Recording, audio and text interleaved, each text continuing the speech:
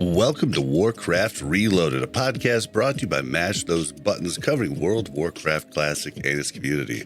I'm Bobby, also known as Blazzinbob. Unfortunately, Mel is not here this week. She is not feeling good. My dog's not very happy about it. And but she'll be back next week, and wish her well. But we are rejoined by Sanmedina. How you doing, sir? What's up, homie? Welcome back. Welcome back. And first time on the show, we have Sardaco, man of many skills. Welcome to the show. Yo, thank you. I'm happy to be here, bud. Thank you for having me. Happy to have you. Happy to have you. All right, guys, I like to start the show off by thanking our tank patrons in Croxford, Turtle Whale, and Braxton. I want to mention we stream the show live on twitch.tv/Blazzinbob. That's BLAZZINBOB. Right here at the top of the show, I want to remind people that we changed to a new YouTube a month or two ago, and we need you guys to sub there and help us out. So that's youtube.com/@Warcraft Reloaded. So give us a follow there. Also on the Warcraft Rumble Guild, we have 2 spots that have opened up. All that we ask is that you are active and you do the things that help the guild out. So if you want to join that, it's WCR Podcast. There's a space between WCR and podcast, but invites are open. Hop in. We kick butt there. We're gonna start the show off with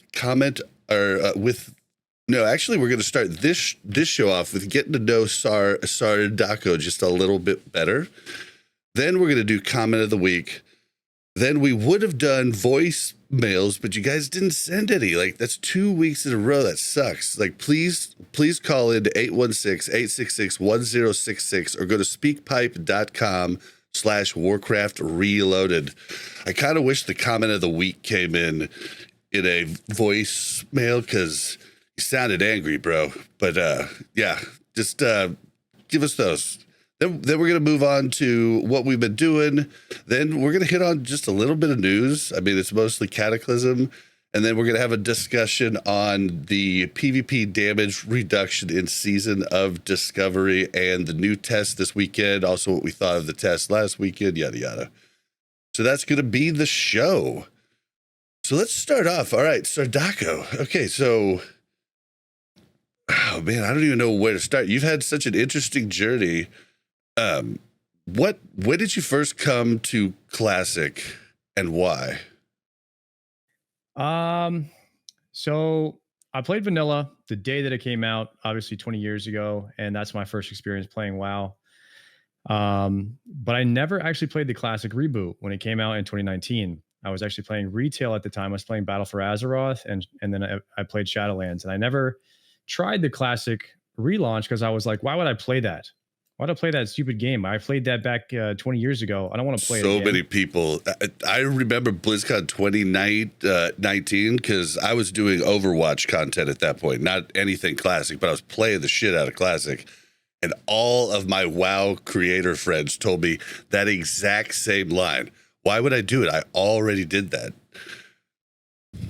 Yeah, and that's just how I was feeling at the time. Personally, I saw no reason to go back. And then I saw this wave of hardcore coming up on a private server. It wasn't even a private server. I think it was actually the first season of Mastery where they did Road to Ragnaros. Mm-hmm. And they announced that they were going to do this, world first hardcore Ragnaros attempt. And I didn't get wind of it until they were already level 60s, and they were in the process of filling the raid. And, Ampi was leading that at the time. And I was watching through Grace for Days stream, like Crix and a couple of other guys like Stay Safe and Joker who were in the guild. And I just kind of saw this wave of hardcore starting to take off very, very early. And I was like, well, maybe I'll try that. Like, I'm not really a classic player, but I got into it. And honestly, I fell in love with it kind of early on. And I was like, wow, nothing really brings no version of WoW has ever brought me like this much joy playing it, and the sense of accomplishment in it that you get from playing hardcore WoW. And so I kind of got hooked, but I got hooked at a weird time where they had just killed Ragnaros, so like everyone was kind of quitting playing, but like my love for it was just kind of starting. Yep. And I was there with you, brother. I was like, I have no one to play with now. Like, what the heck? So it was more of like a solo self-found kind of journey when I was playing. And I played, and then I went back to retail. And then this new wave, the on Bloodsail Buccaneers started up, and I was like, well, maybe I'll start playing it again, because I saw like there was maybe one streamer playing at the time. I think it was Guzu. He was like the only one that was like raiding in hardcore WoW on Bloodsail Buccaneers at the time. And I was like, well, maybe I'll go back and start playing again. I wasn't enjoying retail too much at the time, and I was like, I need something to do. So I came back and started playing hardcore WoW, and that's where I hit 60 on my first tune, on my hunter. And right around that time, I started making YouTube videos. And so I was never planning on being a streamer, but at one time I was like, maybe I'll be a YouTuber. And hardcore WoW was kind of what ignited that content creator in me. Nice. Yeah, it's so funny. Sorgast made you a classic player. That's the story you're telling me. Yeah, sure. That's a shorter version of it. Yeah, I've been covering the hardcore scene since well before Road to Rag. Like I had, Cargos, Winky, Duranosaur on the show at different times to talk about the hardcore movement. And I always said, that sounds great to watch. I'll never do it though. And then Road to Rag came out, and I was doing stuff on what was it? It was TBC at the time. And like, I was like 3 weeks late. I like jumped in like 2.5 weeks into the Road to Rag scene and fell in love with freaking hardcore then. And then basically my TBC guild was like, Bob, you're not going to quit on us, are you? Because I was literally logging in for raid, logging right back out, going right back to hardcore. And I just had a blast. And yeah, so I totally get that. I wasn't on the kill though. And even though I was in the same guild, on Bloodsail, I wasn't in on the kill there either. I stupidly died on my warrior like 3 times, and then was finally like, whip. Now I can just relax because I know I'm not in the raid at this point. So, but it turns out from so many friends telling me, it was a good thing I wasn't in that raid, because I guess Oppie was just like on everybody's ass, like, and everybody was basically just like, can I just die so that I don't have to do this anymore? There is something freeing about dying in hardcore, and it's just like, you're on this train and like you're headed somewhere, and it's like that's the only thing in your life that matters, and then one day it's like the train just derails and you're like, oh, I can go do something else now. Like, oh, there's other things going on that I can actually do now. So it's like good and bad when you die in hardcore WoW, I guess. Yep. Well, okay, so then after that, so there was the whole Oppie push to go to be the first to kill KT. We had Bobka and Oppie on the show prior to, the whole push, right? So, so basically, I just lost my train of thought so hard there. Okay, so afterwards, you got into a new, you got into something new, and you started raid leading a certain faction. I believe you were raid leading only Fangs runs, and what was that like, trying to herd streamer cats that are talking to chat instead of shielding their tank on poles? Man, I think you know what I'm talking about too. Yeah. It involved our friend C-Dank. No, I think that first off, like the Frontier arc into the OnlyFans arc might have been the greatest years of gaming, like the greatest segment of gaming in my life, and it just came like one after another. And so like those will always be like the glory days when I think back to gaming. I feel like as far as the OnlyFans experience and how I got into like raid leading with that, well, that's a kind of a cool story.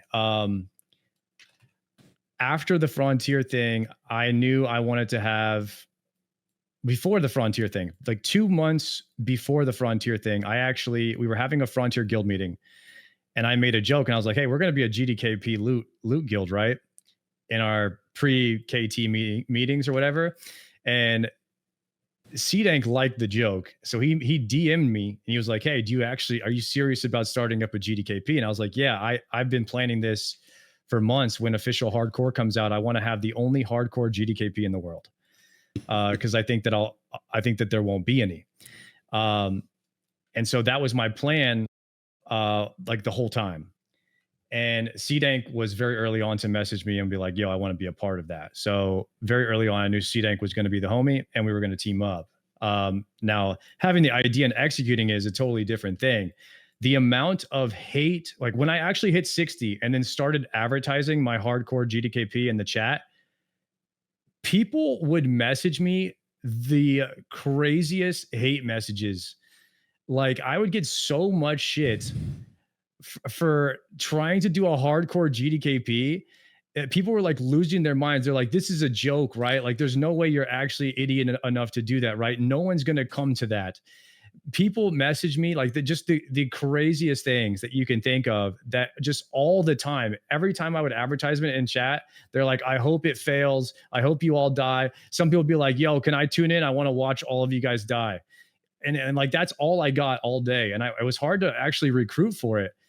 And people are just weird. C-Dank was the only one to sign up early. He was the only one crazy enough to sign up early on. I mean, people, like, I don't understand why people can't just live and let be. Like, okay, you don't want to do it. Cool. There's no reason to message me. Like, you don't want to do it. It's all good. It's fine. I don't know why people have this need to tell you you're doing things wrong when, like, it's an MMO. It's an open game. Do what you want to do. Say what you will about hardcore. There are the classic Andes. There are hardcore classic Andes, and they're hardcore classic Andy purists, and they are more forceful in enforcing the way that they like to play the game on other players. And I think that's WoW's biggest flaw in the player base is everyone trying to enforce the way they like to play WoW onto other players. And it just gets even more, it's even worse in the hardcore classic sector from my experience. Yeah, I think like a lot of people drink the Kool-Aid of like the classic experience, and like I think 2019 YouTubers back in the day did a lot of damage in that sense. Like they created this like myth of like what classic is, like it's this perfect in pure game, and like you try to change a little bit on it, and like all of a sudden you're like messing up with like the entirety of the community or something. People are really weird.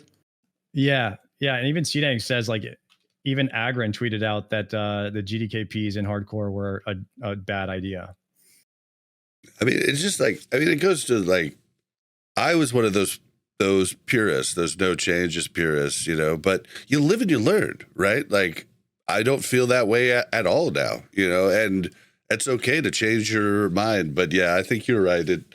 Everybody was really pushing we want this to be classic, and it just never was going to be like 2019 ever again. Like that just wasn't going to happen. Like it was, you know, like like I started classic thinking that I was going to like get to level 40, nostalgia, grab a mount, and then be out, you know?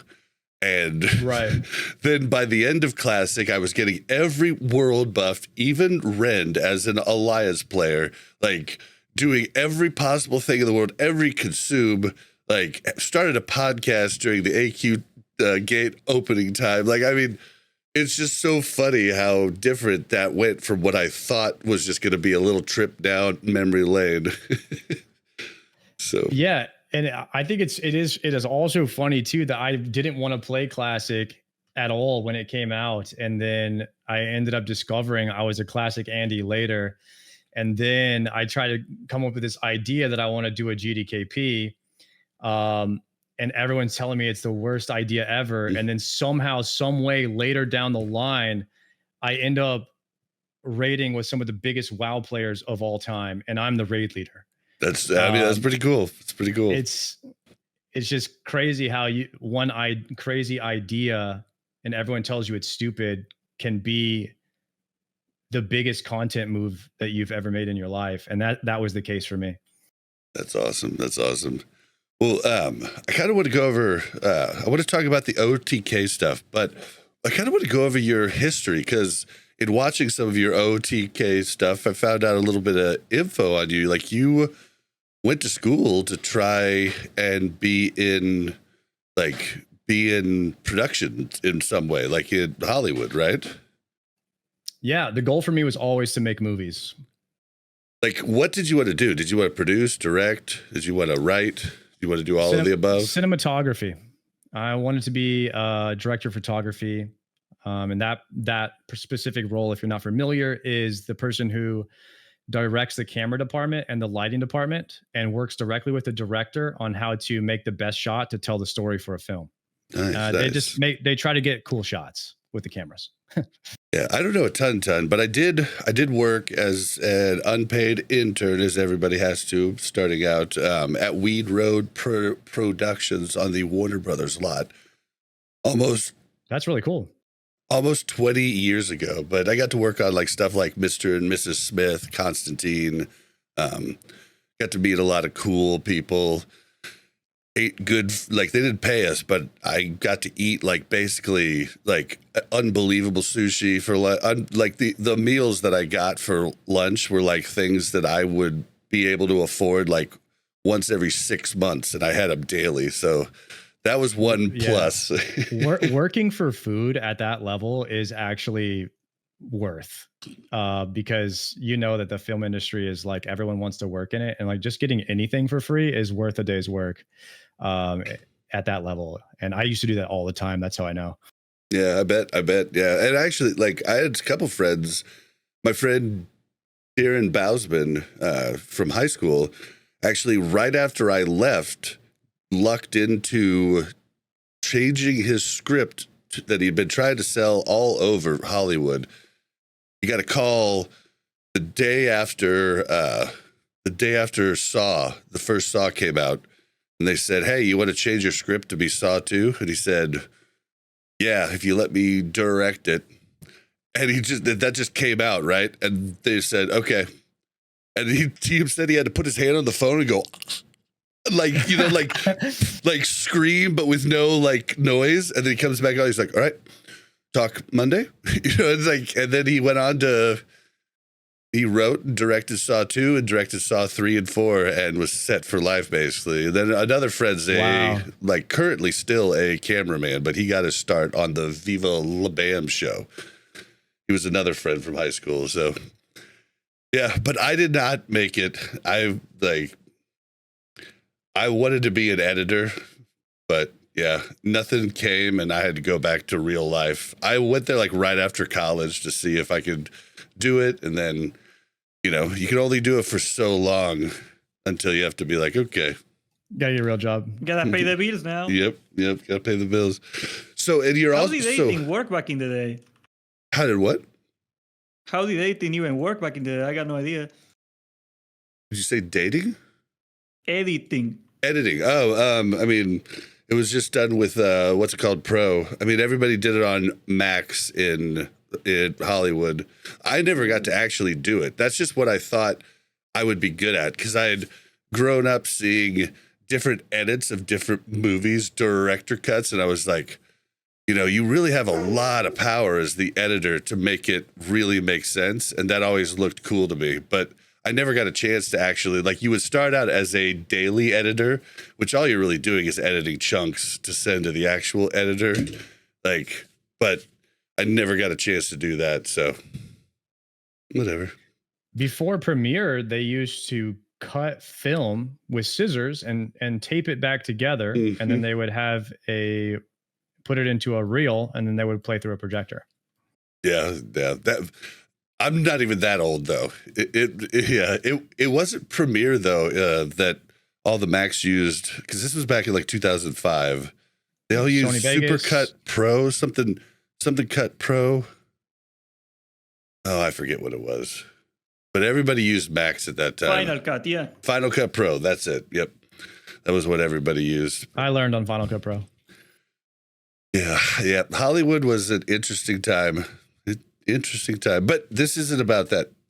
I just wanted to get that because I had heard you talking about it on some different OTK stuff. But tell us all about, because I'm sure my listeners probably, the main majority are on audio side, and they're probably an older audience and probably don't even follow OTK stuff. So tell us about like what you've been going through on this OTK challenge. Man, I signed up and I honestly didn't really fully understand what I was getting into when I signed up, but it's been a reality TV show type series where streamers are competing for $50,000 and there's a different challenge each week. When I signed up, I knew there would be like kind of some challenges. I didn't know that it was going to like consume my life in the way that it has. It's all that I think about. It's like I have nightmares about it, thinking about it. Like sometimes it's hard to sleep because I'm like consistently thinking about the next episode, and it's very nerve-wracking. I want to put it this way so you can kind of understand. Do you remember when you had like a group project and you had to get up in front of the classroom and speak? How nervous you were? Mm-hmm. Now do that, but in front of 60,000 people online. And you have some of your idols that are the judges, like Asmongold, who you've looked up to, and you throw in all that, and your nerves are just shot during these shows because you're just so nervous and you want to do great, and it's so much harder than what it looks. Even if you're in the comfort of your own house, it doesn't make it any better. It still really feels like you're on stage and everyone's looking at you, and it doesn't feel like your own stream does because it's not your show. You're on someone else's. It looks scary as hell. It looks super scary. Yeah, and then this next week's challenge, I can't even present as myself. I got to do that. Present to a panel of judges as Will Neff. So I have to also be RPing while I do it, which is even tougher. Bro, the Pimp Daco outfit, that thing kills. I like your chances. I saw it. All right, thank you. Well, I mean, you've done some pretty cool stuff. Like, I'm pretty sure you did it wasn't Hunger Games. It was hardcore, whoa, what's the people with the masks, the games where you play till everybody's dead? Yeah, that was a Squid Games. Squid Games, that's it. Challenge that we did. I used to do those challenges. We called them death roll tournaments back in hardcore. And I tried to incorporate, this was basically just a death roll tournament reworked into a Squid Games duplicate, like a dupe. So that was my idea for one of the episodes. And a lot of people were doing IRL stuff, whereas I was always trying to stay true to myself and just do something in WoW, which is what I know. And that in itself was probably the hardest week for me. That was the most stressful because relying on other people to like show up and do what they're told. And then I had to have the help of CDank to help me organize it, which I couldn't have done it without him. So I appreciate that. And it was just very stressful. Like, is anyone going to show up? You know what I mean? And it all just worked out perfectly in the end. Yeah, that was good. It's just a funny. It made me think like I wish we could do like a Hunger Games like challenge, right? Where like maybe you're in an like Arathi Basin, but it's FFA. Like if they could give That's us literally those, Plunderstorm. but it will. If They stole your idea, Bob. I wanted it classic though, like. I knew it. But yeah, basically, it basically is Plunderstorm. Like you're getting power ups and you're hiding, like, and you're gonna see who can like survive, and then you have like, I guess it'd be better even in Alterac Valley. Like you could get away and you could hide, right? And then like the ground would just shrink in. Like it would be really fun if we could just do those types of like because we have war games in Classic, like where you can go up and just queue up and fight like in a BG with like your whole group of people. But what if you could do it where it was FFA, free for all, and then like you could actually have them duel to the death. You could put different power ups on the map. You could do all kinds of different things. It'd be kind of neat. I would play. Yeah, I would. Plunderstorm was just for me. It was just weird. It's the retail graphics that like kind of turned me like off a little bit. I don't know what really it is. Bad, especially this expansion. I don't know that they're bad. They're just not for me. Like a lot of people like them. I've been ranting about this for the past week on my stream, but it's they look too PG-13. They look too Disney. Everything looks. Everybody runs like, comical. It's very Fortnite-esque, and it just doesn't appeal to my generation, I guess. It doesn't appeal to me. Yeah. I was watching one of your videos, which was a clip from your stream talking about retail. It's like you gotta like there's no real way into mythic rating. Like you have to have a resume already, which you can't get without being in a group, and it's just like it's so much work to get into. And then you talked about logging in. Anytime I log into retail, I look around, I see these crazy dragons and all this weird shit and toys everywhere. And I'm like, I'm in a Japanese mall. I don't know what's going on right now. And it just, log back out. Yeah, just log out. You log in, you look around, you log out. That's the retail experience for me nowadays. I love that analogy that you use, that like rating in retail is literally a 9-to-5 job that you hate.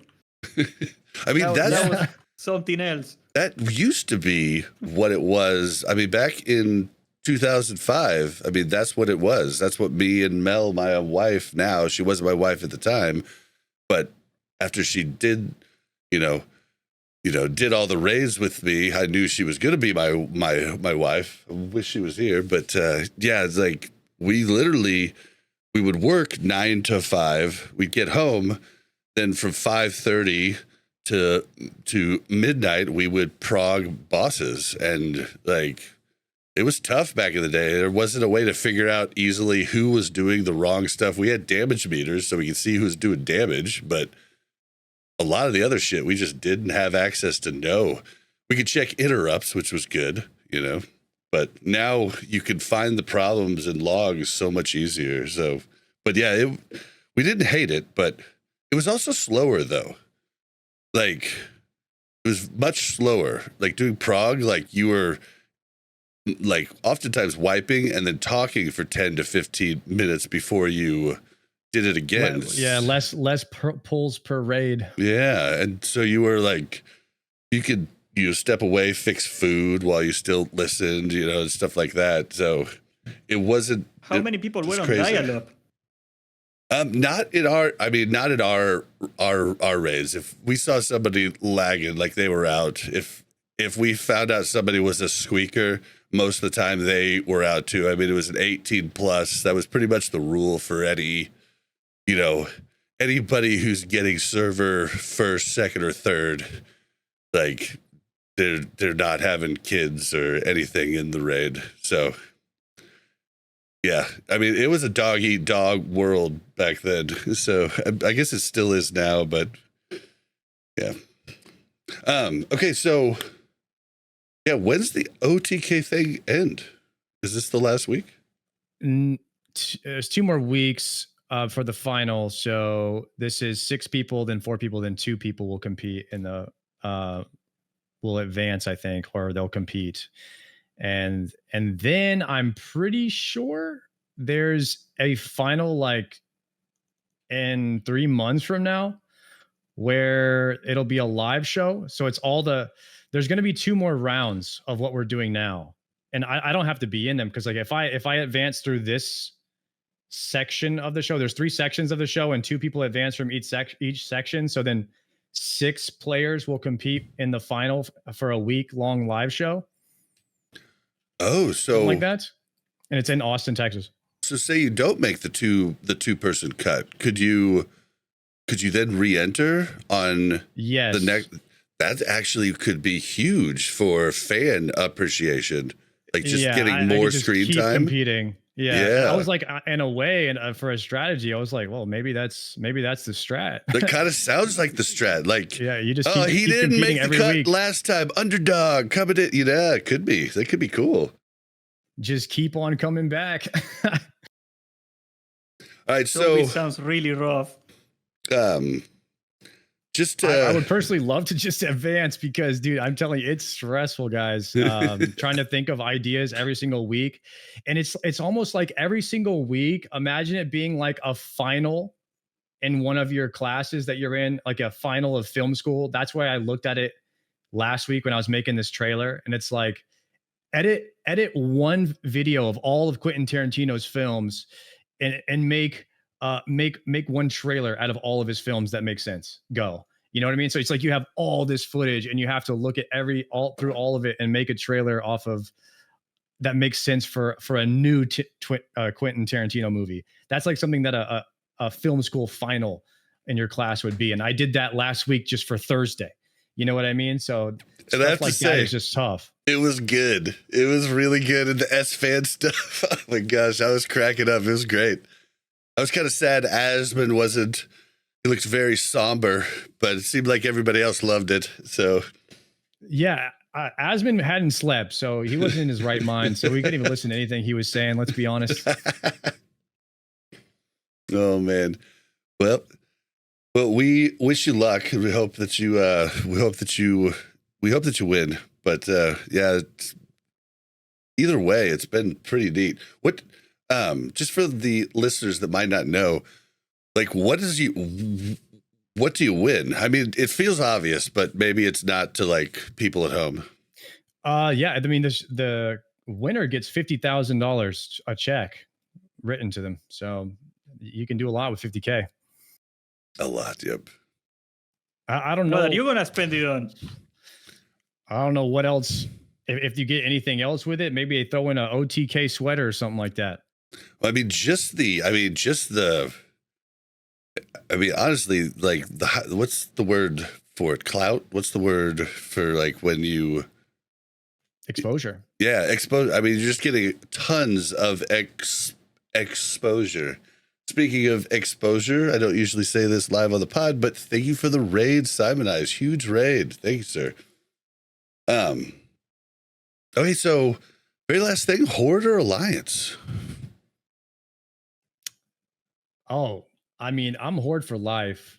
I started Horde 20 years ago. For the Horde. I spent the majority of my time on the Horde, and I'll always be a Horde player. The only reason I really have an Alliance character is because of one, hardcore, you had to play Paladin, so like everyone was Alliance. And then I have one Alliance 2 now, and that's because my friend Zaryu, Ozzy, and Savix, they're Alliance players, so I just I play over there with them. I have one character. Nice. All right, well, all right. Sand, you got anything else for Sardaco before we move on to the comment of the week? Oh yeah, can we get a Pimp Daco emote right now? Can you do a visual, Jamie? Can you pull it up? We gotta see that. Yeah, that's dapper as shit, dude. You want to see the Twitter pic? All right, now I the world's gotta see it, man. Now I gotta look. I don't think I've seen this. Oh, okay. Yeah, for the people that are listening, he's basically like wearing like an animal print coat. A Macklemore, you told me this? Then like not a scarf. What do you call it when it Ascif? Yeah, the ascot. Yeah, like when you're wearing a suit with it. It's like what Hef used to always sport, right? Yeah, my wig is in the mail right now. I was trying on outfits because I have to be Will Neff on Thursday. So I was trying to figure out if I need to order anything from Amazon, and I was just trying on stuff in my closet. And I was looking at his Instagram for inspiration, and I saw a couple of outfits that were similar to these two. So I just went with what I had in my closet. But actually, Will Neff commented on the post. He said the outfit on the left goes crazy. So I feel like if Will Neff himself tells me to wear the outfit on the left, then maybe I should just go with that because I'm imitating him. That's awesome. That's awesome. What's the wig gonna be like? I'm going with his current hairstyle now, which is very much like a not like a bowl cut like Shaggy from Scooby-Doo, but it's about that length. You know, it's more Keanu Reeves long hair. Like young Keanu. Gotcha. Yeah, like mid-length. I got to go to his house a good 2 or 3 times. Oh, no way. I heard Keanu's just a really nice guy. I never got to actually talk to him. I had to drop off script edits during the filming of Constantine. But yeah, I've heard he's awesome. He's one of the few I didn't get to talk to. Angelina Jolie, super awesome too. Russell Crowe, huge dick. I could go on. I talked to so many people because I answered the phones, right? So, and then they would come in and I would get them water and all their, the snacks, whatever they would need. But yes, some of them. Angelina remembered my name 2 months later when she came in, which I was just like, "You're actually a person." That's awesome. Yeah. I mean, like, cool. You really gotta go out of your way to be mean to an 18-year-old intern. Like, I mean, dude, yeah, dude, Michael Mann, mean. Russell Crowe was the real mean one. But I think he was hungover and just, yeah. I tried to confirm his name because he was muffled. It was like, "Did you say Russell Crowe?" And he was like, "Russell fucking Crowe, you twit," or something like that. And I was like, Russell Crowe on 2 for Akiva. Isn't that the guy that gets in fist fights all the time? That's the same guy, right? The Australian guy. Does he get in fist fights all the time? I mean, I could see why. He was so mean. I mean, he had a narco doing that like back in the day. I don't know now. All right, well, let's move on to the comment of the week. This is from Fox Strut. He is a little angry, he says that, but just a reminder that you have both Horde and Alliance listeners. A little bit of banter is cool and all, but Horde is up to the same shit as Alliance. Ain't no better. You're just not on the receiving end this time. I wish you could swap places for a while playing some BGs with a ton of shaman on the opposite team. The OP class is ignored by Blizzard for 2 phases now, and by you in this podcast while trying to understand why world PvP and BGs are the way they are. Easy to forget when they are on your team. Rant over. Still a good pod, though. I think the Mere Casuals podcast is also nice audio format while farming and doing WoW stuff, not just Reloaded or Countdown. Ooh. I can see the YouTube comments on that one, man. Here's one. Here's a top comment probably. Sounds like this guy failed the character select screen. Well, so Fox, I'll tell you one thing. About 50% of the games that I queue into, that I'm just solo queuing or queuing with a few friends, we have no shaman on our team. So just know that it isn't like there's shaman everywhere. Like, I don't know why. Like, even for raids, like, you want one shaman for every group. It just makes raid easy, like easy mode when you do that. We can't find them. It's like, so, yeah, so I don't know, like, we don't, like, I don't know. We don't, like, it's not as great as you think it is for us. Yeah. But when we do have all those shamans, yes, they are OP. They are blowing you up. We love it. But you also have paladins, and paladins are annoying.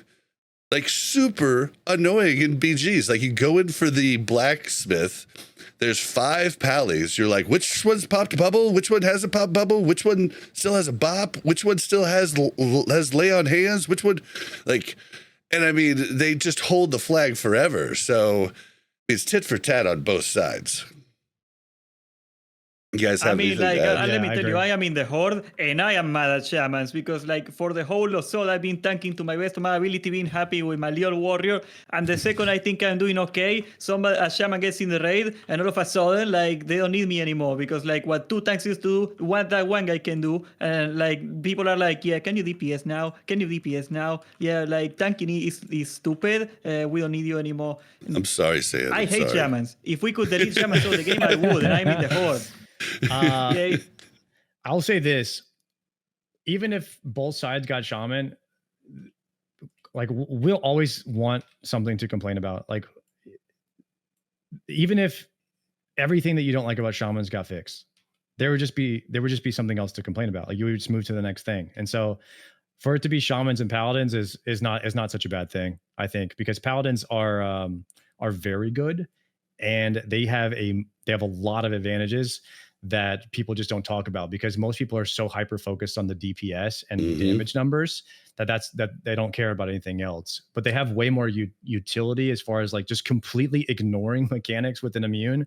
This is the strongest ability in the game. I mean, I remember I was solo. I can almost solo tank any fight in the game as a paladin because you can completely ignore mechanics and drop your stacks.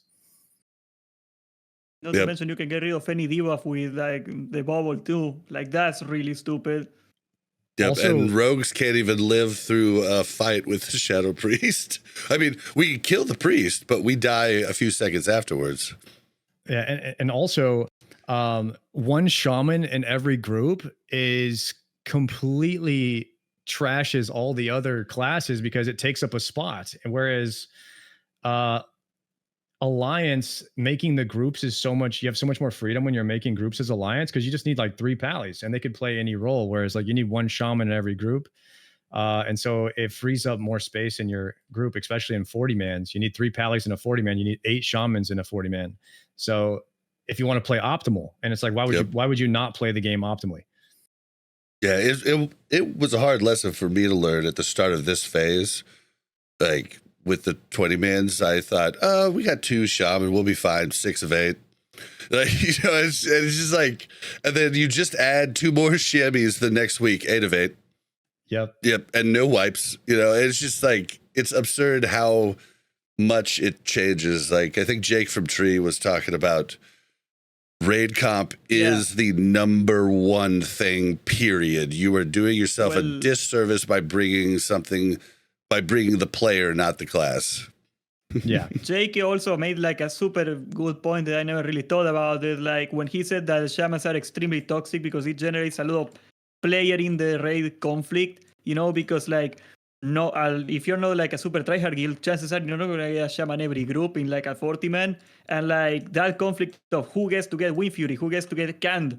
I think that is way it conducts to a lot of issues in like the middle skill guilds. Yeah, like the Alliance doesn't have to deal with that. It kind of sucks. And again, sucks. I wish we could delete shamans of the game. Okay, well, I am in the Horde and I don't want them in my faction because of that. There's all these different types of things too that Blizz really needs to think about. Like they're trying to bring, like I read somewhere in one of the blue posts, they're trying to bring ranged hunters equal to melee hunters. Well, then why the fuck would you ever bring a melee hunter? If he's not doing more damage, then you want him to have the freaking 150 fucking attack power buff. Like you're going to require him to be ranged. So it's just like, they need to think about these things that like, you know, like if you have a huge buff, like, and you do the same DPS as another spec, you're going to be expected to go the proper spec because being bad at World of Warcraft is rude. So Well, For the people get life of really me, mad at I can't me. figure out why melee have never offered a buff to range, but range can offer buff to melees. Yeah, that is weird. I mean, it happens later on. Well, okay, I guess it happens all crit in like Wrath. It happens. In Wrath, like, didn't Assassinations give a 3% all crit, like the same one that Boomies did or something like that? I forget. I can't remember. But yeah, it's just, you have to have differences if you want to have all the different things play. And like what it's looking like is I'm going ranged hunter like very soon because it's going to be the best for the raid. Whereas I'd like to just pump and just top the damage chart.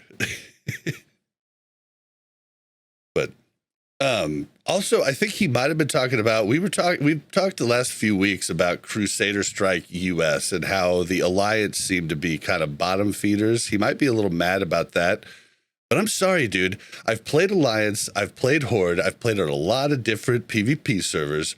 On Crusader Strike US, the Alliance are typically sitting everywhere, like at the dungeon entrance. I've never seen Horde. I've never seen them like camping. Like they get in there, they kill. Together. We were in the same raid doing it. What are you talking about? Wait, what are you talking about? No, hold on. Tell me. We were the ones killing the Alliance. When? Let's come. When? Well, I don't know if you were present in that very moment. You were in the raid. We were like, with Winky outside killing people. He was like Medalock. He was like sitting pain. We killed like an entire raid. They were coming single line. It was amazing. Well, all I see is 2 wrongs make a right, guys.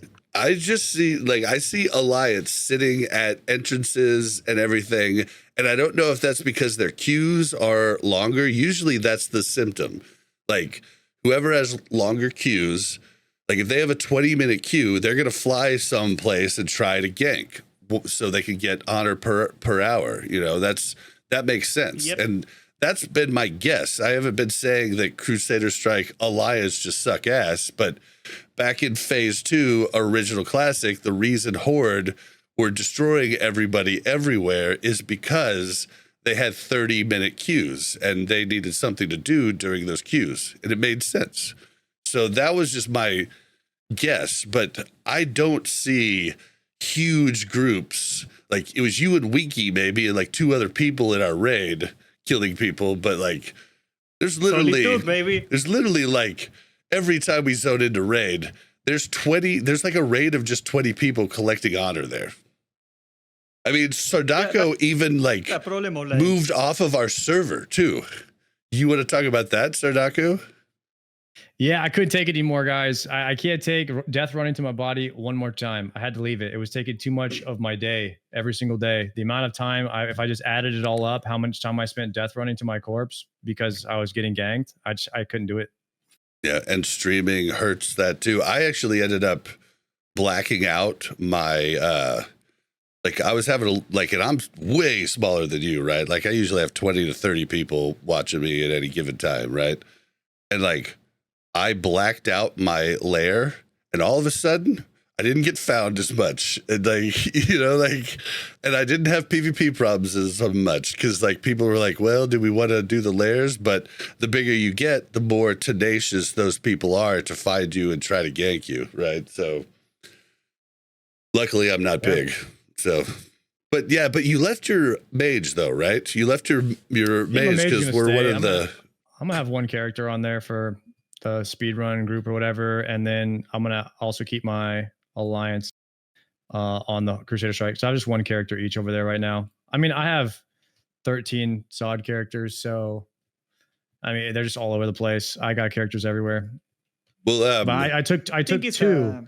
I took 2 as a strategy because I want to get a Thunder Fury.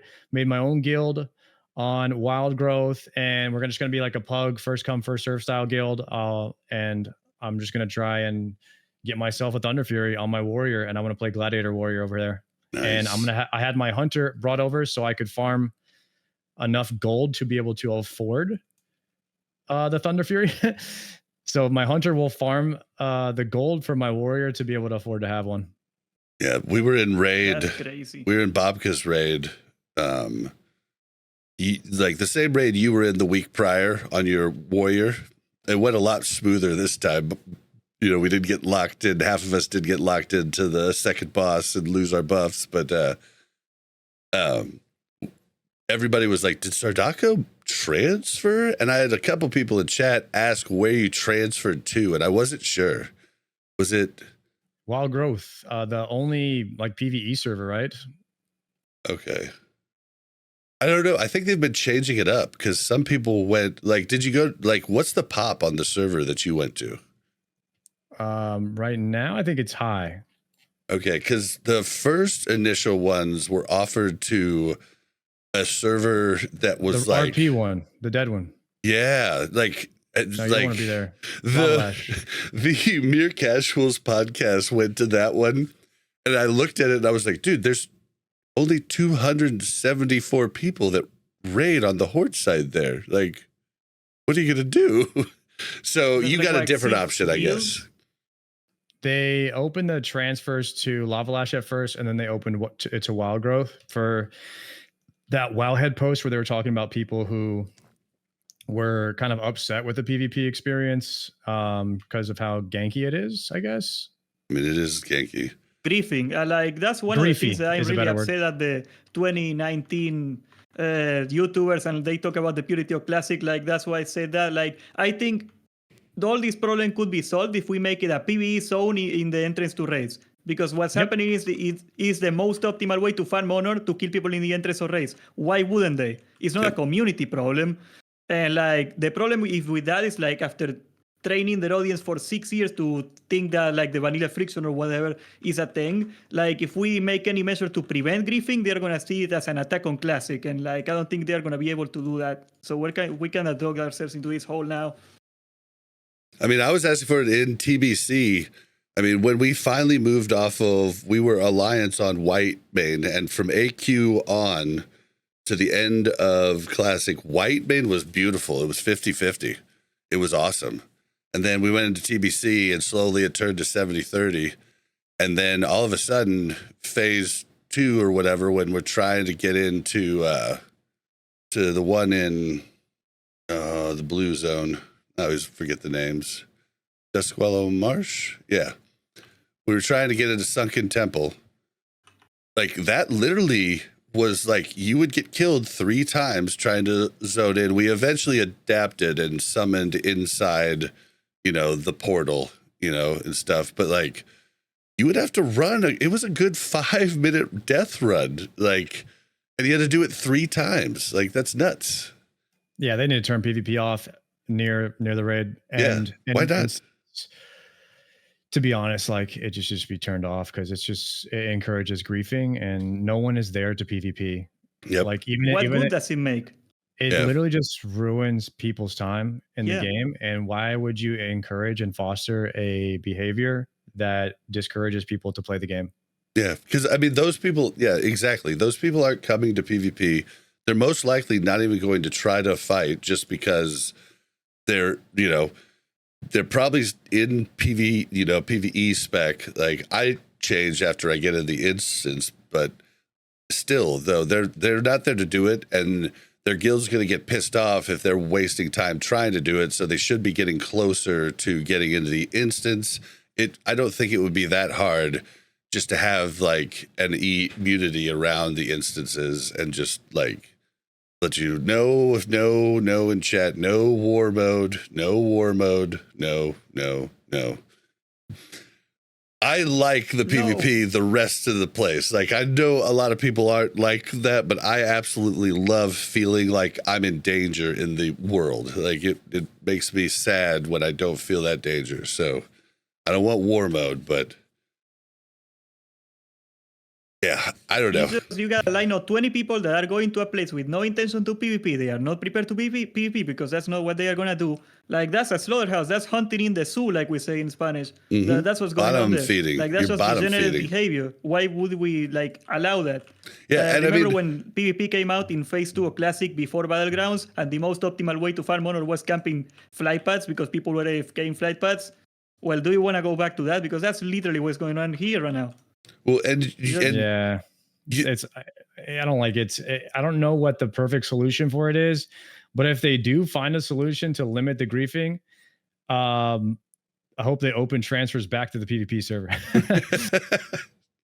Well, it's just, I think that's where I have the biggest problem with it, because I love to PvP. I'll waste time. My wife, Mel, wants to kill me when we're trying to accomplish a goal, and I'm just like, no, this asshole attacked me at half life. Like, I'm just gonna kill him 2 more times, and then we're cool. And she's like, oh, you're just wasting our time. But see, I don't do that on the way to raids, because it would be extremely rude to waste, 19 other people's times. And that's the thing that makes it super dumb that you can PvP at the start. And anybody who's ganking people, just like, I feel like there's a raid that's always there just ganking people and not even going to raid. So I could be wrong, but yeah, like that's where I just don't want it. Efficient. It's amazing if you want honor. Yeah, because nobody fights back. Yeah, it's just exactly. Well, also though, Sardaco, they should also allow those poor people that went to Lava Lash to go to Wild Growth too. Like, because these poor people are there now, and there's no paid transfers, from what I understand. It's just when transfers open, you can go free, and they should let those poor people off of their dead server to go to like a, proper PvE server. So just a thought. That would be nice. I mean, right now the game kind of feels pretty dead to me in general. I feel like the SOD is losing a lot of its player base to Cata right now. You think so? On my server, you can definitely feel it. There's just not a lot of people looking for pugs. Maybe not. We don't have unlike Wild Growth, we don't have summoners hardly summoning anywhere. There's like 1 summoning bot on our server on the Horde side. I think the Alliance side is pretty equal to Crusader Strike population, but the Horde is definitely not. It's about half. Damn, yeah. You could go anywhere on Crusader Strike. It's crazy how easy that is. I like that. I definitely miss that. Have you looked at how much gold you spend in a day, though? Oh, dude, doing the secondary professions, I'll throw down like 30 G just to go to Moonglade 5 times.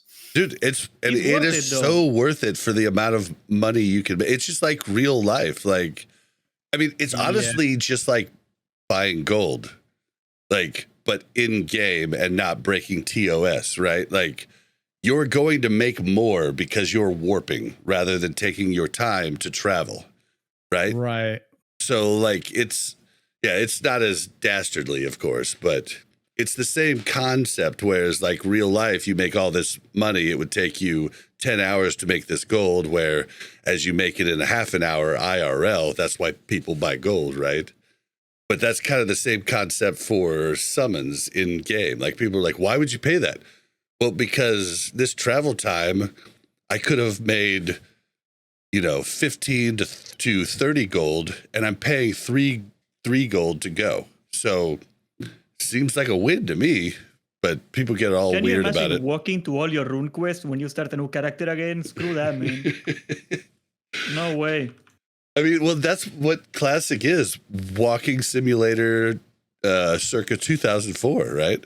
I mean, until like level 40. I walk outside, I want to make me walking game, dude. Like, screw that, man. It's bad enough. All right, so what's everybody been up to this week? Well, I am leveling my Tauren Paladin right now because I only play Tauren, and finally we can be Paladins in Cataclysm, so I've been having a really merry time, and healers in RFD do not feel like healing, God bless them. Nice. Yeah, I started my guild forward leaners on Wild Growth, and 1 second. And now I started it up on Cataclysm, and we have a lot of people joining up over here. We have an ICC raid tonight. We're gonna try to kill Arthas on 25 man, just sort of like half guild, half plugging it. And I'm really enjoying Cataclysm. It feels better to play like than Mage and Sod. It feels more fun. Like the game just feels more polished, and I love pressing the buttons on my class. I think it's just more fun. Fire. It's just so much more fun. It's so much more fun. Like this game. I don't know how to describe it other than that, but I'm just enjoying it more than Season of Discovery right now. Amazing Cataclysm is one of the probably the best iterations they had. I think it's really Arcane is one of my favorite specs ever in Cataclysm. Yeah, Cataclysm is actually where I quit. Like I quit the day that Star Wars: The Old Republic came out. Same, yeah, as well as me. So I was playing Hutball at this point in time. Hutball was the best PvP experience ever, dude. Oh my god, So good. Oh, it was so good. Yeah, so I'm playing Cata for the first time, and it feels like it's a new expansion for me. It honestly feels kind of like Phase 4 SOD or something like that right now. It's what it kind of feels like. Yeah, I keep trying to talk Mel into jumping in, like making a Goblin or a Worgen just to check that out. But she's like, I don't know, man. Wrath was rough for me because the original Wrath combat rogues were fucking awesome. And then like we went with the last patch, which basically nerfed the shit out of Armor Pen and buffed poisons, like a whole poison change. And so basically like I played combat all of Wrath and was never like the class that did the most damage, even though for the majority of Wrath, combat rogues did the most damage out of any class until after Ulduar, mages started to take over, right? Like, but combat was just like monster until then, and it wasn't monster in Wrath Classic, and it really just bummed me out. And I always played combat. You remember that song, Don't Trust a Rogue, that like old video, that parody, like complaining about the rogues during Nax meta? That was hilarious. No. They were really stupid. But yeah, I am semi excited about Cata, but I still haven't logged in. Like I was in the first round of beta, and I didn't log in. Like I don't know. Logging into a beta is the same feeling as logging into retail. Well, yeah, it's just like, oh shit, none of my stuff's set up. All right, oh shit, this isn't working. Oh shit, this isn't working. But I don't know. I played all the other betas. Like there's a lot that changes in Cata that really annoys me. Like I was hoping, I've been asking for it for years since I started the podcast, really. Please make transmog a toggleable thing. Like I could toggle it on or off on my client side, and I could either see your transmog or not. Like I thought that was a fair deal, but they haven't implemented that or haven't even talked about it. Yeah, I'd like that in retail too. Like I don't know. I think it's cool in some situations, and I think it's lame in others. And I would just. Every it's got to be easy, except WoW at this point. I come from Albion. It is literally a toggle. It's got to be easy to set in. The files are on your computer, and I just don't get why they won't put that in. And then I didn't like the talent tree changes. Like I did like reforging. There's a lot of stuff I like, and I'm definitely gonna raid in it. I just don't know how excited I am. They've upped like the weird shit too. Like when I got back from BlizzCon and I saw that you could have a mount where you're riding a mini Ragnaros, I threw up in my mouth a little bit. And I found out that was from Legion. I was like, why are you bringing that forward? Like those are the types of things I don't want to see. You know why, Bobby? Money.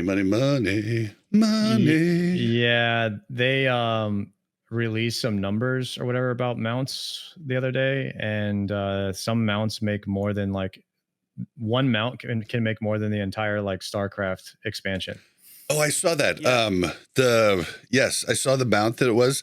I also thought though there might be a little bit of nuance to what he was saying there. Like, so basically, like if he's talking about profit, right?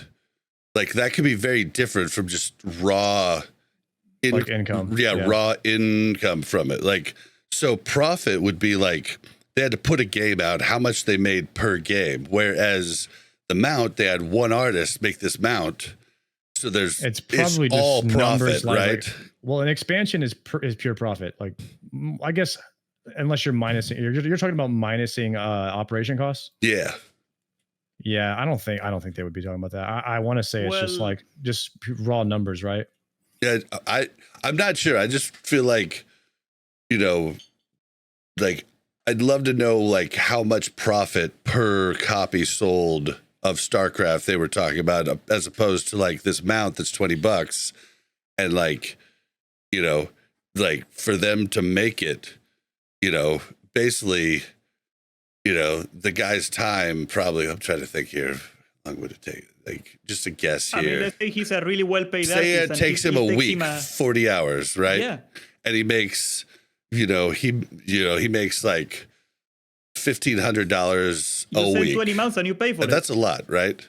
Like, and then like basically once they recoup that, it's all profit. Like it's just complete profit. So that was what I was curious about, but I don't know.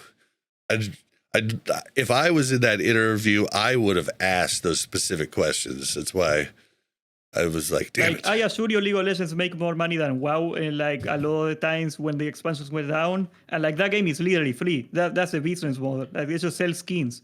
It's insane. Like Jake made a really good point in my pod like a week back. Like he said, with the launcher, the Battle.net launcher, when you open it out, you never see classic WoW stuff on it. You always say retail stuff on it. Like, Yeah, because retail makes so much money with the mounts. It is literally not worth them to promote classic stuff to classic players, because like that ad space is better useful to sell a mount in the really off chance that you may buy it. That's how insane it is. yep, even though Classic, at this point, I really like, this is a feels statement, but I think Classic is more popular than retail. But I think Absolutely. retail trumps Classic in profit because of the store, and it's the same model as mobile. Your whales pay the bills. I completely changed my mind on the matter when I was saying like, how come Eon gets all the budget when like we got most of the players? And like that little point by Jake made me really change my mind on the subject. It's just like that. It's a simple mathematics. It would be stupid to put money on Classic from their point of view, sadly. Yeah, which sucks. Well, Sardaco, Yeah. what have you been doing besides transferring? Mainly is this contest has kind of controlled most of Your my entire time. life. I'm trying to build up my YouTube and now my Twitter. Trying to build your social medias is definitely a tough thing. And between just trying to figure out what my next YouTube video is and streaming every day at the same time, I try to also do little things like post, hey, take a selfie. I'm going live at this time today. Stuff like that. Just try to build up the brand, and my goal is to just be a streamer long term and trying to get to that stability point. I also run my production company, so I work another job on top of this job, and this job is almost 15 hours a day. So it's a lot of work. Damn. Yeah. Well, if you want to look at somebody, Where do you sleep? Yeah, I sleep about 7 hours a night. You I can will sleep literally, when you're dead. I go from my computer to the bed and come back to the computer right first thing in the morning, and that's what I do. I mean, if I'm not editing, I'm streaming. It's rough. I love that. I'm That's seriously handy. You're thinking gonna about make it. doing what Frostamus does, like getting like a little treadmill that can like go underneath me and just walk while I'm playing sometimes, because I literally do the same thing. I go right to my computer, then I run errands maybe hour or two a day, touch grass, then I come back right to my computer, and yeah, it's just like boom, boom, boom, boom, boom. Yeah, it's a grind. I mean, streaming at minimum, I'm streaming 8 to 10 hours a day, 6 days a week right now. Just take off Saturdays right now. If you want to look at one of our buddies that's building his social media fast, check out Sarth, dude. Sarth, like That guy doesn't sleep either. It's all about commenting on everybody else that's into the same thing that you're into. Like Sarth, I remember when he created his Twitter account, and like, I'm like almost 2K followers. Sarth is like, and I've been working on my Twitter account for like 7 years, like since I started podcasting. Sarth is like, he has almost tripled me now. Like, and he just comments on other people's stuff constantly. Like, and I think like that's the trick, but I'm too lazy to do it. Like I didn't even know this, but he had like a TikTok and he gets like 1 million views a video sometimes. And like on top of all his videos, and like he edits it all. I don't know when he sleeps, that man. Well, he has an editor now that works with him too. So like that is a thing. If you're really trying to push, I know it sounds like an expense that you don't need, but it can make it. Oh yeah, like, you do at that level. Yeah, I keep thinking I should get one to like do clips of the pod because I suck at them. I've tried, but I would pay an editor right now. I just don't know what I would even tell them because I feel like I haven't found my style or niche or thing that I really want to like put out all the time. So I don't even know what I would tell to the editor. He would kind of just have to freestyle and do his own thing. Well, I mean, you have great. Like I've loved the videos you've put up, just like talking about a thing, like the retail thing. Like, I mean, that was a nice, easy, bite size, like, good video. And it was just you talking. Like an editor could throw in clips and shit, that would make it like, even better, right? Like that's what an editor can do for you. Like you have the content in you, the game. Editor can just make it look cooler. Yeah. So I feel like there's a couple of ways to go with content in general. And one is like, there's the informative route, which is like a news person, which is like Bellular, Comeback Kids. And they're just guys that basically just read Wowhead. Yep. And they make it look pretty. And then you have the content creators, which they're creating their own content out of either like gameplay, No Hit or Jerome role playing. Is one that's doing really good. No Hit Jerome, yeah, he's really good. You have like Frostadamus, guys that make like gold making guides, and then you have gameplay content creators like Showbeck, who also does RP, and he's just the best at it right now. Who's in his numbers show that how fast he's growing. And then you have guys like that are really, really big, like Asmongold. And what these guys are doing is their content is literally just talking and reacting. They are moving on from WoW because reacting. Asmongold is amazing because he grew bigger than WoW right now. He's doing non-WoW stuff because like I think he ran out of WoW people to reach at this point. However big, I'll say this, however big you guys think Asmongold is, multiply it by times 10. Yeah. He's way bigger than whatever you think he is. Yeah. He's massive. He's the biggest streamer in OTK. It's not even close. And he jumped to the normie chasm, okay? Normies, and he's doing it on his alt channel. On his alt channel, I know. Yeah. He is 10 times bigger than anybody in OTK, and he's on his alt channel. It's unreal how big Asmongold is, and all he does is talk, and that's the content. And if you really want to get big as a streamer or content creator, make talking your content, and it's the quickest way to pump content. And if it's good, you have a recipe for success because now you can create content faster than anyone else, and it's good content. See, that's the best recipe. Evergreen, it's always relevant. So is that the best way? So I feel like that could be the best way to move in for somebody who's established and like people trust, right? But like you're talking about somebody new just talking, right? Like even if they know what they're talking about. Like, I remember the first time we had Willie on and we did an interview with him. He was like, well, when I first started my channel, I stuck to just info, giving people info because my opinion didn't count to them. Then later I would throw opinions in and then people cared about what I said, so I don't know.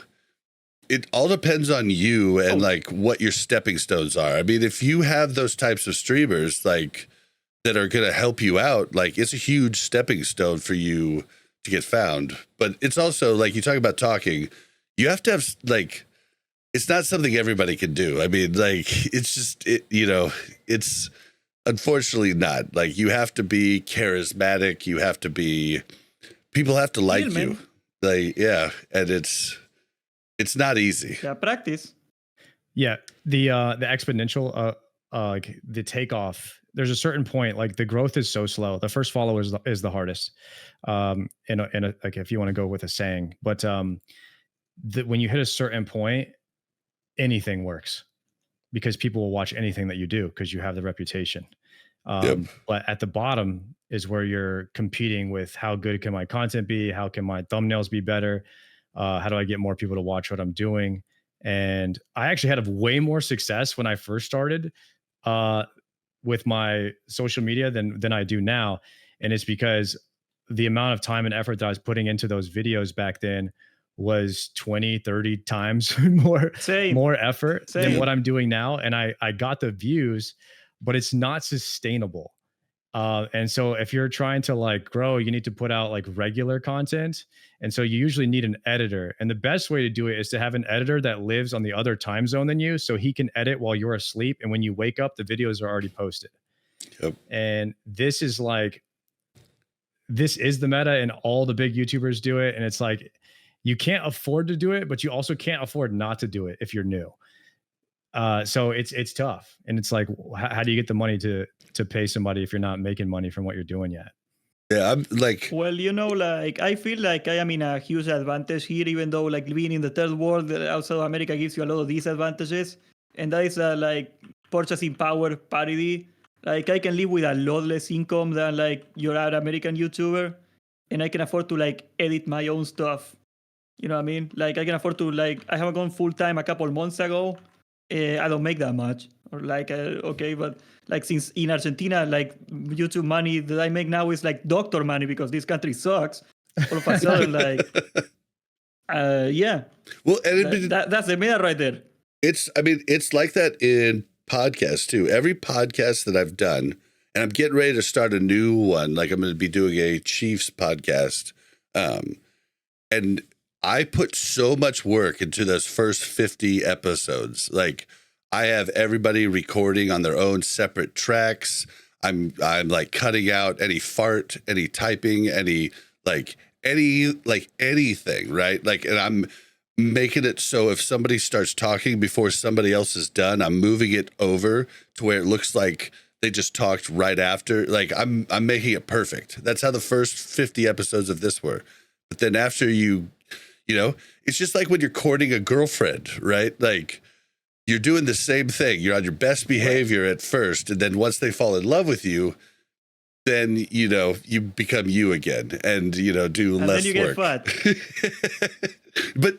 But I mean, it is true. Like you have to be perfect early on, like to like, or as perfect as you can be. There's no such thing as perfect, but as good as you can do in your production. And then, you know, now I just basically put the live show out. Like I'm not going to edit everything out every little bit.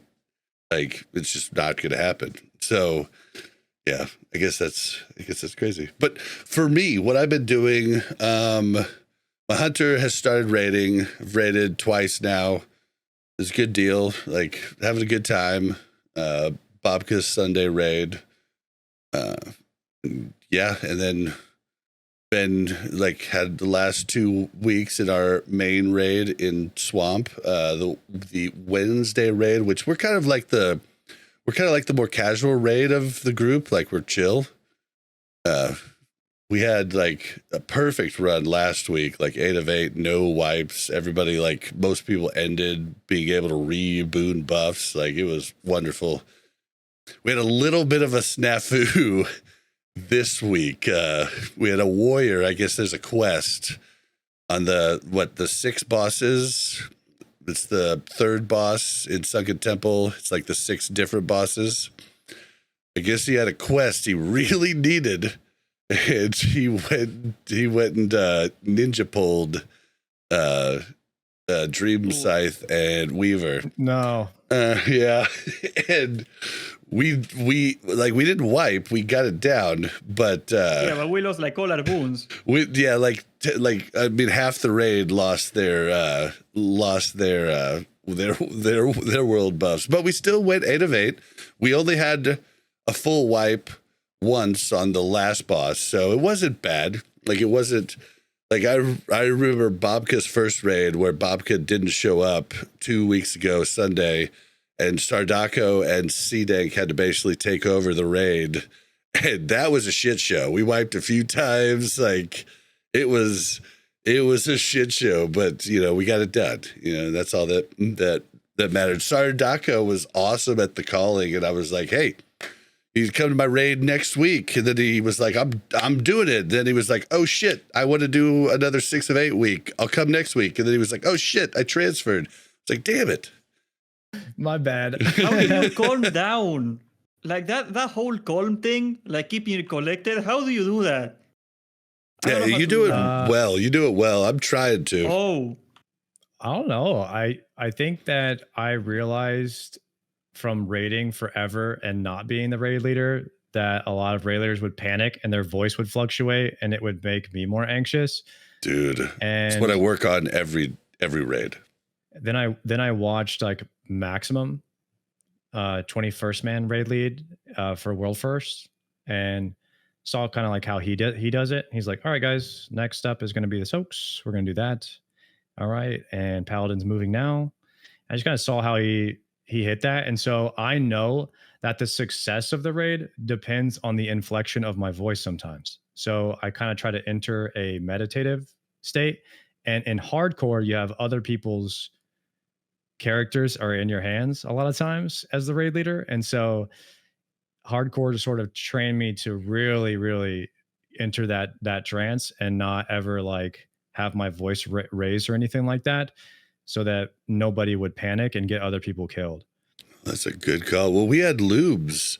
Lubes actually stepped up like right after that wipe, and he did the same thing, just very calmly calling who had the blood, and it worked out perfect. Like, it was exactly like what you did. And when I first started running like raid leading in Wrath, like I raid led back in original Wrath, but I raid led very different, like a young, like very like testosterone filled asshole. And that style does work. It does work, but I don't want to be that style anymore. Like I don't like those people. I've been in a raids in retail where the raid leader will basically get in fist fights with people, and then he'll call them the R word and then boot them from the guild, and then everyone's just silent and it's awkward. And it's like, that guy just asked a question. You know what I mean? like nobody's allowed to talk in this guild right now, or like what? And so it just makes it so awkward. Okay. I was never that bad. Like I was just a dick to be like, dude, are you a moron? This is how it works. And be like, get this done. Like I was very mean, but I was in my fucking 20s, like and full of testosterone and angry. But I'm trying not to do that now. And it's so funny when I started in Wrath, you're talking about just fit right in. You're talking about people's tones changing. And when I first started just running 10 mans in Wrath, I'd be like, pinch up now, pinch up. Oh, okay. It's like I still panic at times, and I'm trying not to. So that's even more reinforcement to keep like trying to be more chill and just relaxing. I've gotten kicked out of every retail guild I've ever been in, pretty much for basically trying to take over as raid leader. So it's tough, man. It's tough. See, and I don't mind that in my raid. We've got like, I'm trying to foster a, like, if you know more about this thing, like if I think you're wrong, I'll combat you, right? And we'll figure it out before. But if you know more, like I'll let you explain it to people. Like it doesn't need to be just me. Like the only thing you have to have though is one person that makes the final call, and that, will be me. But like either way, like I love having more collaborative help from the rest of the raid. There's a lot to know, man. I think it's so important when you got like a raid leader that has the final say and that system, it can work, but you always gotta get like one officer that keeps it real with the guy, because it's really easy to like get in your own bubble and think, oh, these people are so stupid. You know what I mean? Like sometimes you need, like, if you're gonna go that way, you're gonna need somebody else that is not afraid of telling you the truth because he's your friend or something, to go, dude, you're being really dumb right now. Dude, and yeah, like you want people You want people, or you do not want yes men around you if you are leading. Yeah. That is the worst possible thing you could have. It happens to people in Hollywood all the time. Their entourage are just yes, yes, yes. Oh, that's a great idea. Instead of actually telling them. And they're like, how? And nobody wanted to be the guy that told them, this is really stupid. You shouldn't make She-Hulk. Well said. All right. Well, nobody wanted to be the guy that told them. No, they wanted to be that guy. Well, let's move on to time for the news. All right. So just to let you guys know, on top, okay, so Cataclysm pre-patch arrived a few days ago. We're recording on the 3rd. So it was like 4 days ago, but just to let you guys know, the in-game services like transferring tunes, race changes, is the gender change is free now, isn't it? I think that's free, but like all the paid services are 33% off through May 7th. So when you're hearing this podcast on Monday, you'll have a day or two to take advantage if you want to switch to a server that your friends are on or something. So just let you guys know that. But have you guys tried it? Like, I know you guys have tried out Cata. I have not. Like, I still haven't jumped in. I still haven't updated my add-ons yet.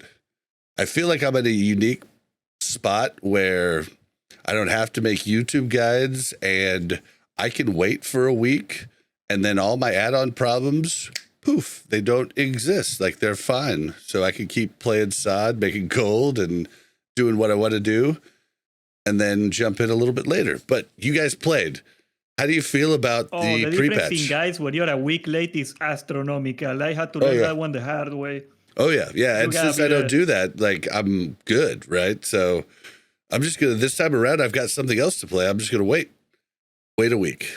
But what have you guys thought of the pre-patch? Give me a rundown if you want to. Yeah, I had my rogue from season 1. He was like full bist out. I logged in, and then I found out that the guys in boosted gear had like way better gear than you. So I ended up just boosting a mage because my old hands are not good at mashing the melee rotation like all the time. It's way more APM. Too much carpal tunnel for me. So I swapped back over to mage, and I'm absolutely loving it. The class design is so much fun. The raid, I'm doing the Wrath of the Lich King raids right now for the first time. So I've never done ICC. We did it last night on 10-man. We killed Arthas. That was really, really fun. And I got to level my secondary profession so I can get those haste buffs into my attachments. But I think overall the game design, like the glyphs and the talent system, it's pretty easy to understand. And overall, like, I think the most important thing for me is that your class is just fun to play.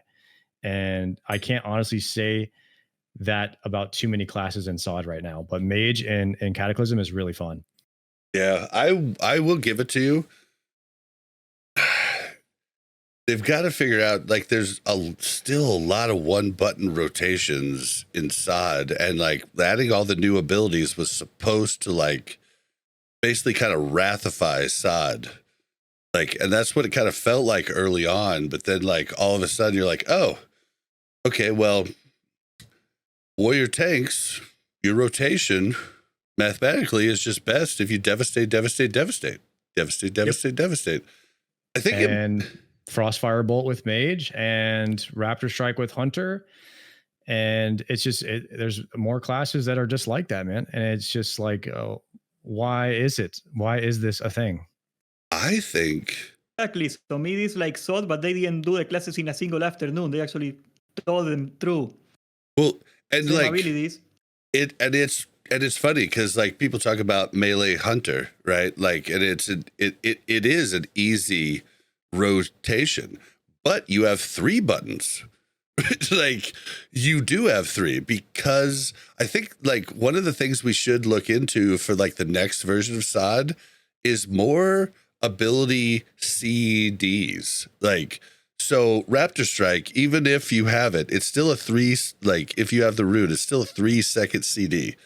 Yes, you have you have moves that can make it reset the cooldown, and that's what makes the rotation kind of fun. But you're doing Raptor Strike, you're doing Flanking Strike, and then if both of those are on CD, if you're Horde, I guess if you're Alliance, you're doing it the same way, but you're doing Wing Clip for what's it called for Wind Fury procs, right? So you're doing 3 different things.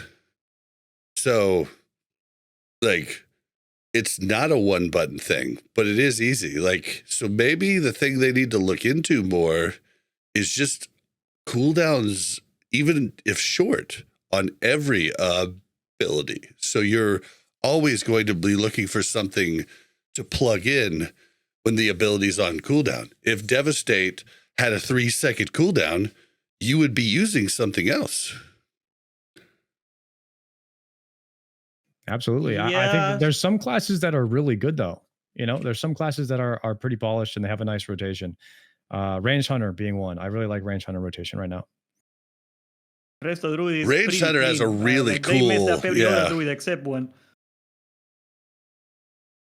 Yeah, I actually have to go get my, I was going to do Ranged Hunter this week, but I have to get I have to get the proper runes. I'm a little bit behind on the runes, but yeah, so I don't know. What about the bugs though on Cataclysm?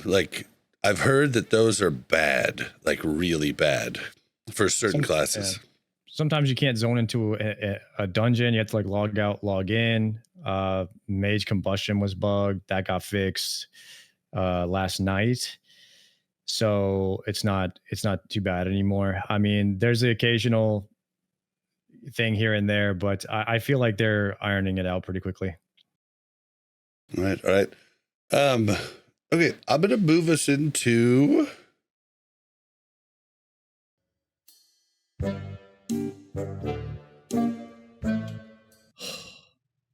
Bobby, we need to have a talk about this World of Warcraft Classic. Do I look like I know what a WoW token is? All right, so Sardaco, I kind of wanted so I've been watching I watch your content. I try to watch everybody's content. I really just love consuming the content and everything. And you've done DPS, Season of Discovery episodes many times, and you're always very mad about the range not having as much DPS as melee. So yes. So I have always been on this show and everywhere else, I'm always melee should do more damage because they're in the shit.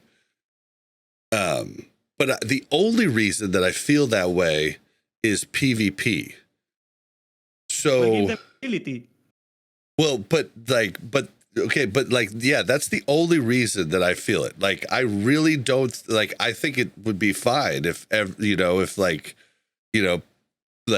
everybody's equal in raid. I just once you go to PvP, I'm fuck, well, why would I be melee when range does just as much damage and is at range? So nothing of what any of I say ever has anything to do with PvP at all. Yeah. Well, and so I thought it was interesting that so they did the PvP test last week. I thought it was crazy that they did a 50% reduction in PvP damage, but in BG's still left the stamina buff. It literally felt you just whoever has the most mana burns wins. Basically is what it felt like, because you couldn't kill anybody. If it was a 5-on-5 fight, it was a 5-on-5 fight for 10 minutes. And it was rough. But this time around, they're doing something different where there's different damage reduction for magical damage. And I don't know if hunter damage is magical or not. This could be really bad. But if they're making PvP to where range doesn't do as much damage, they have a higher damage reduction, this could be a thing to make both sides happy. Like, Yeah, like maybe it'll work out. I need to see some duels. I need to see some high level duels, like good players that know their classes. Like I need to see Moonfire Beam versus Josito, Moonfire Beam versus Vodka. yep. You know, I need to see Shobek versus Zaryu. I need to see some high level duels with this PvP stuff going on, and I'll make my assessment kind of based off of that. Now, Josito did make a video which I reacted to today of him just kind of getting hit by each class. He dueled every class and he counted the time that it took for them to kill him while he was just standing still. And Prot Warrior was the quickest kill. Crazy. The Devastate spam was the fastest KO, like 3.5 seconds. Makes sense. 100-0. Because if it takes longer to watched kill, that you can too. actually stack up the Sunders, you know? And like all the range classes just couldn't kill anything quick. Melee was just destroying. And it made me wonder, like, all right, if this was flat 50, and then they're going to nerf range. Well, they're unnerfing everybody by like 20%, but then they're giving melee a 10% more damage than the range, and melee were already destroying in kill times. I'm wondering how that's going to play out, because it seems like when melee is on you, yeah, maybe they should do more damage. So maybe what Bob is saying, like that's going to be, it is a good thing that they're not nerfing them. But if you just watch like Josito's video, it's like, oh shit, the melee really do crank already way more than the ranged.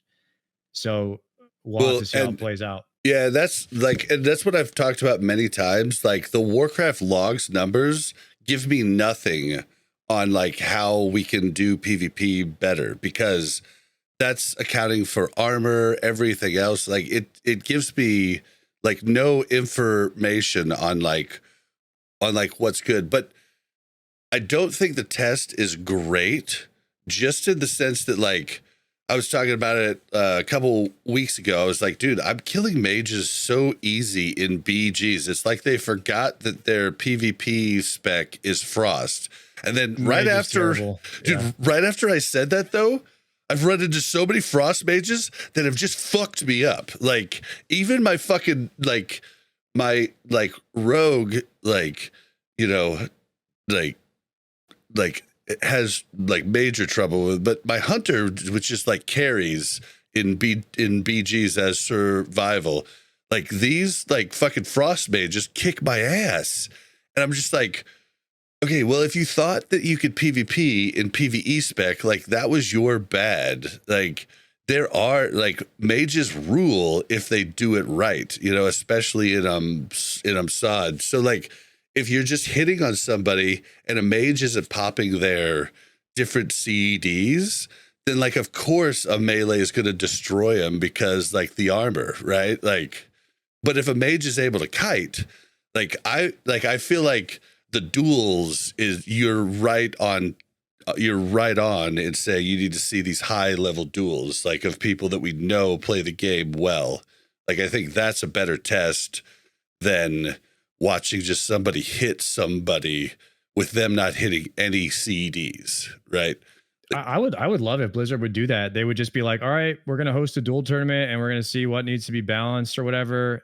Or you could just do a testing where they just invite 10 streamers that all play each class and they just come in and they just give their thoughts, you know, after they duel. Yeah. I mean, that's my main grievance with this idea. I don't think the damage reduction is a bad idea. I think we need it. But like, why, if you give it the same reduction to every class, that is not fair. Like, there are classes that are way more survivable than others. Like, is it fair that a Clotty gets the same reduction than a freaking tank? Yeah, it'll be interesting. I'm gonna basically right after the show, I'm gonna go right in and PvP all weekend, so I can give my thoughts on it afterwards. But last weekend, did you guys play last weekend at all in PvP? I know a PvP. I'm a good boy. You are talking to a man that has done like one duel in his life. Oh shit! Okay. I don't PvP. I avoid battlegrounds at all costs. I was basically gladiator in retail, but that was some time ago, man, and that was on Rogue. Gotcha. Okay, well, yeah, I played. So we recorded the show, and I'd played a few games the night prior on Friday night, and we recorded the show on Saturday. And like, I played the entire weekend and it was crazy. Like we went from having like, you know, like normally it was like 50 to 60 killing blows was like the top guy in a 3-2 entire time Arathi Basin, to having the top killing blows being like 15 in a 3-2. And like all it was about was just spinning and like CCing the guys so they couldn't stop you taking the flag. Like it was absurd and crazy. And paladins were even more atrocious because like you're doing way less damage to them. So like their bubble, lay on hands, bop, all like, you know, were staggered even more. It was absolutely insane. You would get, I feel like it would have been such a better test just to like not have the extra health. Cause like my hunter in Arathi Basin, my survival hunter has almost 8k health, like with full buffs, like, and not consumes that I buy from the auction house, like just full like buffs. And like, I'm sitting at 7,500 health. Like that's absolutely insane. And we would get somebody down to 20% and then somebody would heal them up with no mana. It was interesting. I think this test will be a lot more fun. Like it'll play to like you CCing at the right time, CCing the heal at the right time to be able to make the kill.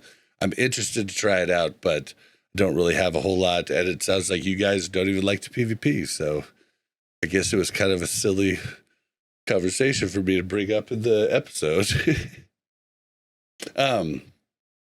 Well, anything you have left on the just on damage, Sardaco? Because I know something I've mentioned on the show many times is why don't we have like every raid instance has like one boss that's super weak to arcane, one boss that's super weak to nature, one boss that's super weak to fire, one boss like. Why don't we have that? Like, why don't we have those types of things so that like your top DPSer changes every boss? Like, I've always thought that would be really cool and a way to like make everybody kind of happy. Cause like you come in and like, this is my boss. This is the one, this is the reason they brought me. I could see that being really cool, especially for off meta specs. I think that they did try to do that with, Mechagon or Nomergon, and all the melee hated it. Well, because it was across the board, basically. Like, I mean, yeah, it was like only the last 3 bosses that had all the armor, right? If I'm correct. But still, Kelrus was weak to melee, and then there was one boss that was, you know, weak to magic. I feel like that you're saying something a little bit more specific than that, which is like make something vulnerable to frost, so frost mages can be good. Yeah, just for like one boss. It would be crazy for like speed runners and stuff. Like the swaps, they'd be doing as much swaps as they could, right? Types of deal. But that's fine. That would make it even more fun for us to watch speed runners do it. Like, you know, they'd be doing as many swaps as Warcraft logs allowed them. I feel like that could be cool, but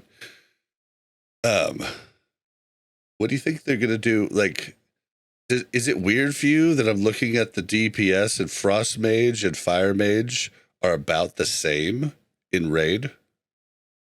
It is kind of weird for the first time. Thoughts? I like it. I mean, I think that all specs should be. I'm a big believer in balance, so I think that every spec should be viable and do about the same damage, like with maybe a maximum of like a 5 percentile spread, where a Shadow Priest should never do as much damage as a Fire Mage because they have an ability to heal the raid with Vamp Embrace. They're a utility class. So I think that utility should equal DPS loss, but it shouldn't be so drastic that it discourages you from playing the class because you want to pump. Yeah, I feel like buffs are a huge thing of that. Like, that's why rogues felt so bad.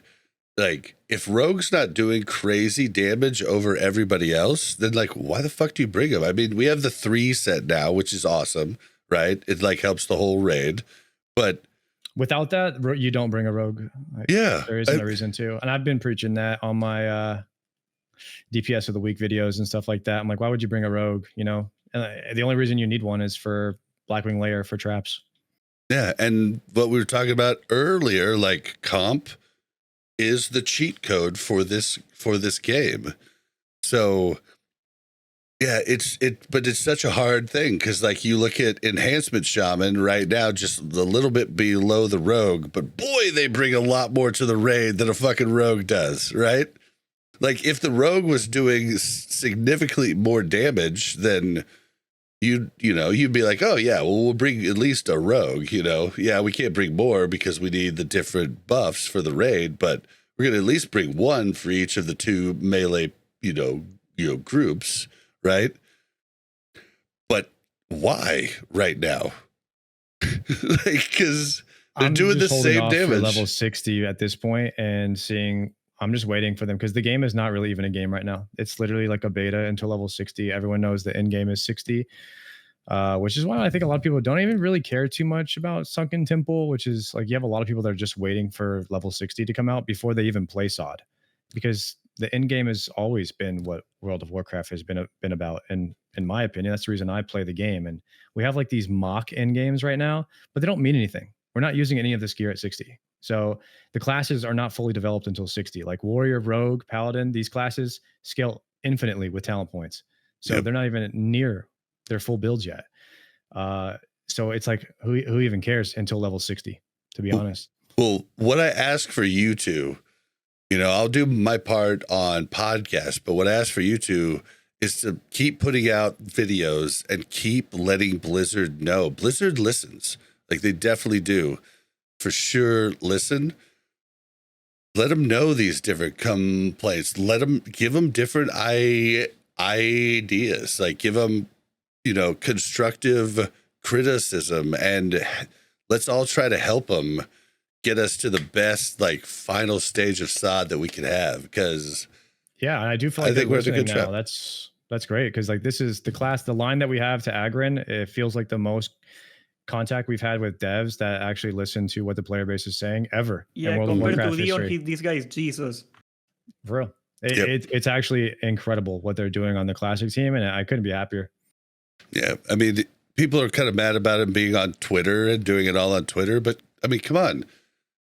The forums are toxic, and they have different people on different social things. They control the forums, Bob. Yeah, they've got a different person on the forums. Like, I think, I don't know. Being a dev is, I realize when I try to put myself in the seat of being a dev and I'm like, this is what everybody wants. And I say that in a YouTube video and immediately I get like 10 people that say you're an idiot. So every time you think you have a good idea, there's like 49% of the player base at least thinks you're an idiot for saying it. So whenever you think you have a good idea, putting yourself in the position of a dev is like you have 100 people in a room, and it's like, how do you appeal to 51 of those people at the end of the day? Like what is going to make 51 of those people happy? And that's what they're struggling with, because no matter what decision they make, 49 people are going to hate whatever they do. It's that close on all the decisions in the game. Believe it or not, it's that close. And the majority of people that think you're an idiot, like I just chalk them up to being idiots unless they can tell me why my thought won't work. And that's what I love about doing this show. I love doing that too. Dude, there's a lot of people that do come back with really good ones, and I'm like, damn, okay, that was good. But then the ones that are just like never, like I write back, well, can you be specific? Like, I don't let people complain unless they offer a solution. Yeah, like if you're just gonna complain, like who the fuck cares, bro? Like, so especially in this game, because the solution is pretty self-evident if you think something is a problem, like most of the time. All right, well, guys, we've had a good episode, but we've run into some time constraints, and we're gonna have to close out the show real quick. Before we close it out, don't forget to follow us on Twitter at WC Reloaded. Don't forget to follow us on Twitter at WC Reloaded. You can follow the Mash Those Buttons Network at the Mash Network. We want your WoW stories, whatever you want to tell us. Send your emails to wcrpodcast@gmail.com. If you'd like to join our Discord, it's warcraftreloaded.com/Discord. If you'd like to get a Rested XP guide for Cata, you can do so by going to warcraftreloaded.com/restedxp. Guys, give us, please give us some more voicemails. They're so fun. 816-866-1066 or speakpipe.com/Warcraft Reloaded. And if you want to join the Patreon or anything, everything's over at warcraftreloaded.com. Thank you guys. San, where can we find you? Sanmedina on YouTube. It has an N on it between the A and the M. People get really mixed up on that one. And that's pretty much it. I don't stream on Twitch. They don't like me there. And we'll have his links in the show notes too. Sardaco, where can we find you? Sardaco on YouTube and Twitter, and I think on TikTok as well. I just made one of those like last week though. Nice. Ooh. Nice TikTok. Let's hope it doesn't get banned. They're still in the process of that. All right, and you can find me on Twitter at Blazzin_Bob. That's BLAZZIN_BOB. You can find me on Twitch at Blazzinbob, Kick at Blazzinbob, and we're gonna get out of here, guys. We'll see you next week. Thanks for having me, Bob. Later, Sanmedina. Thank you very much for checking out Warcraft Reloaded Podcast. Make sure to like and subscribe and hit that bell so you don't miss any future content.